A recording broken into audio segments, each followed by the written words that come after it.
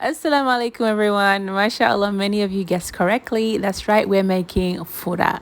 So into this large calabash, I'm adding about 6 cups of millet flour followed by my spices.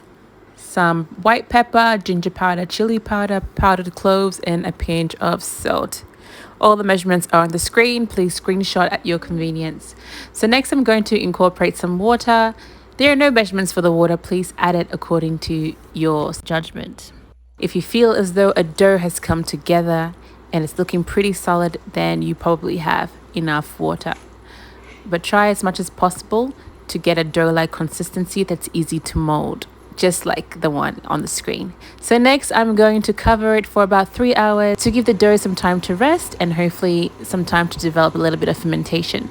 If you want a sour taste, then go ahead and rest it for longer. So once I've rolled my fura balls, I'm going to put them into a steamer and over some hot water for 1 whole hour. Alternatively, you can boil it directly into the water, but I prefer to do it this way by steaming.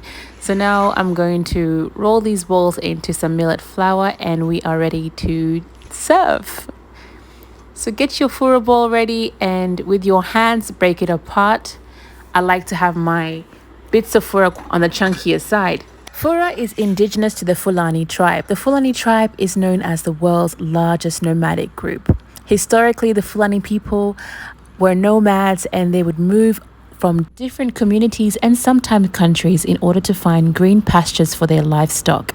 And where there was food for their livestock, they would make a home for themselves. Naturally, the Fulani diet consists of a lot of dairy products. You have yogurt, fresh milk, and butter. And they also make use of a great deal of grains like sorghum, millet, amongst others.